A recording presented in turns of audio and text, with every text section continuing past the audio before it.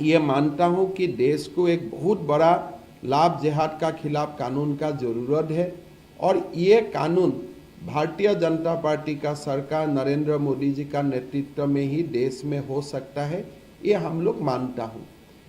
इस मुद्दा का साथ एक बहुत बड़ा करीबी मुद्दा आता है यूनिफॉर्म सिविल कोड का। बाला साहेब अम्बेडकर जी का ये हमारा भीमराव अम्बेडकर जी का, बाबा साहेब भीमराव अम्बेडकर जी का एक सपना था कि देश में यूनिफॉर्म सिविल कोड हो, लेकिन नेहरू जी ने वो यूनिफॉर्म सिविल कोड होने नहीं दिया। आज भारतीय जनता पार्टी उत्तराखंड में चुनाव लड़ा, उत्तराखंड में भी ऐलान किया कि देश में यूसीसी होना चाहिए और उत्तराखंड का जनता ने इसमें मोहर लगाया।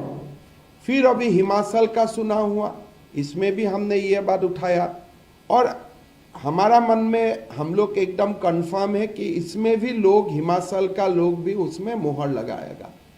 गुजरात में भी ये मुद्दा आ रहा है, गुजरात में भी, गुजरात चुनाव में भी जो जनता का राय है वो जनता का राय यूनिफॉर्म सिविल कोड का तरफ एक समर्थन आ जाएगा और देश में धीरे धीरे एक यूनिफॉर्म सिविल कोड का एक माहौल बनेगा।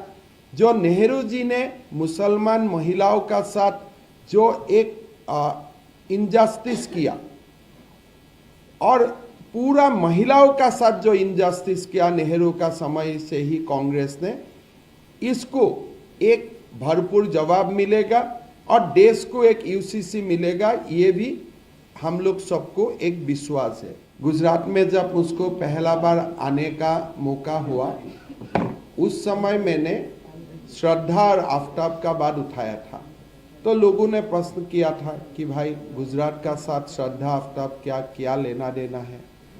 अभी जो धीरे धीरे बातें एक लाइट में आ रहा है, आप देखिए कि श्रद्धा ने पहला उसका जो एफआईआर था आफ्ताब का खिलाफ, वो एफआईआर महाराष्ट्र में लॉस किया था।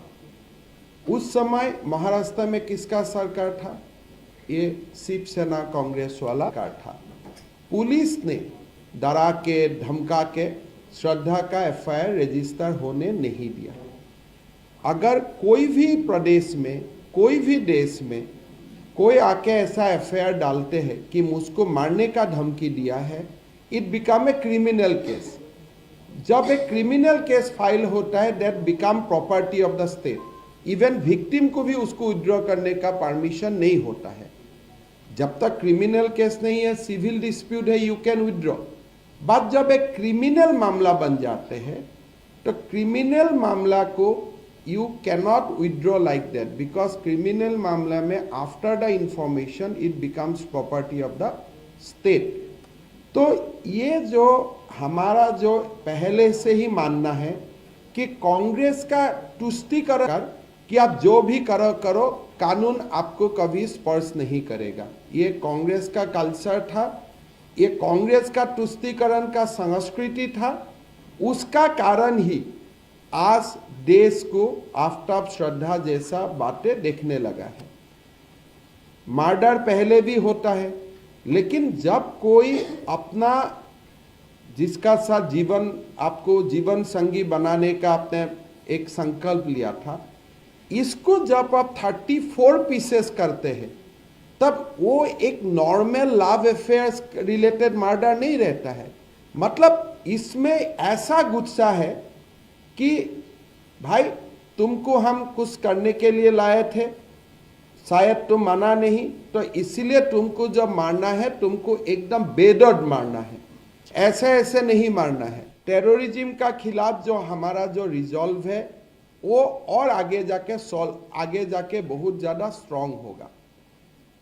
आज पीएफआई का खिलाफ बैन लगा, गृह मंत्री अमित जी का नेतृत्व में गृह मंत्रालय ने पीएफआई का बैन को जबरदस्त इंप्लीमेंट किया।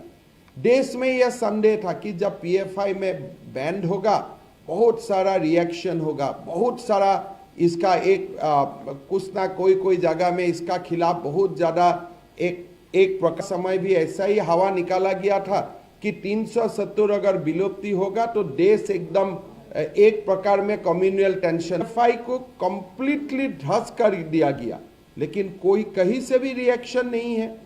आज हमारा गुजरात का चुनाव घोषणा पत्र में हमने ये बोला हो कि एंटी रेडिकलाइजेशन यूनिट होगा, बिकॉज जब आप रेडिकलाइजेशन हो जाता है you are attacking the disease कि भाई हो चुका है तो you are controlling it. But हमें वैक्सीन चाहिए रेडिकलाइजेशन का खिलाफ कि रेडिकलाइज हो ही नहीं सके। अगर रेडिकलाइज हो सकता है जब तक आप पुलिस का नज़र में आता है तब तक कुछ ना कुछ कर लेता है। तो पहला बार गुजरात का चुनाव घोषणा पत्र में एक बहुत बड़ा वर्ड आया एंटी रेडिकलाइजेशन। मतलब रेडिकलाइजेशन होना ही नहीं चाहिए देश में। It is both positive and negative दर्शाता है कि हम देश को रेडिकलाइजेशन देश में होने ही नहीं देगा।